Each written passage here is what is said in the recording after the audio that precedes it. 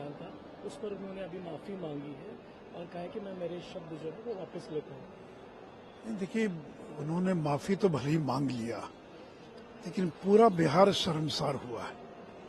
और एक मुख्यमंत्री को भी, नीतीश कुमार जैसे व्यक्ति को इतनी हिम्मत कैसे हुई कि महिलाओं के बारे में इतनी अश्लील, अभद्र, अपमानजनक, सेक्सिस्ट और जिसको कहते हैं कि बी ग्रेड की टिप्पणी करने का उनको साहस कैसे हुआ। और वो केवल एक बार उन्होंने टिप्पणी नहीं की, पहले विधानसभा में भाषण में कहा उन्होंने और फिर विधान परिषद में कहा। तो आज तक मैंने कभी नहीं देखा था कि मुख्यमंत्री नीतीश कुमार इस प्रकार की भी टिप्पणी करते हों।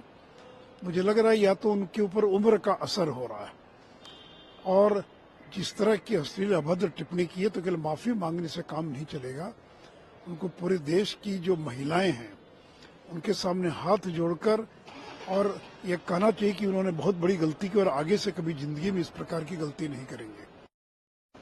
तेजस्वी ने ऐसा कहा है कि नहीं, देखिए, तो बहुत ही मूर्खतापूर्ण बयान है। ये क्या विधानसभा और विधान परिषद सेक्स एजुकेशन की जगह है क्या? और वहां पर क्या सेक्स एजुकेशन की क्लास चल रही थी क्या? और आपने जो विषय रखा उसका क्या संबंध था कास्ट सर्वे से, बाकी चीजों से? और ये कोई पहली बार उन्होंने टिप्पणी ही की है। कुछ दिन पूर्व भी इसी प्रकार का उनका भाषण हुआ था। तो मुझे लगता है कि अब ये मुख्यमंत्री के पद पर बने रहने लायक नहीं है।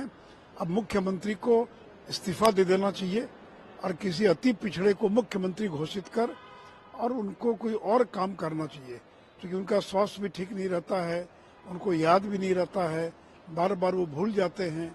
और महिलाओं के बारे में जिस प्रकार की टिप्पणी कर रहे हैं ये उनके मानसिक दिवालियेपन को दर्शाता है। आरक्षण की मर्यादा बढ़ाई है, 75% तक ले जा रहे हैं, कैबिनेट में प्रस्ताव पास किया। नहीं, देखिए, भारतीय जनता पार्टी ने उसका समर्थन किया है।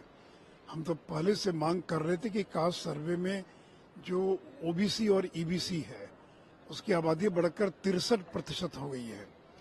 तो वैसी स्थिति में आरक्षण का दायरा बढ़ाया जाना चाहिए। तो अगर सरकार ने कोई निर्णय लिया, प्रस्ताव लाए, तो हम उसका पूरा समर्थन करेंगे। और देखिए, बीजेपी चाहे महाराष्ट्र हो चाहे कर्नाटक हो, हमने हमेशा आरक्षण का समर्थन किया है। यहाँ तक कि देवेंद्र फडणवीस जी महाराष्ट्र में मुख्यमंत्री थे तो उन्होंने मराठा आरक्षण 16% किया था और उस समय आरक्षण का दायरा बढ़कर 68% से ज्यादा हो गया था।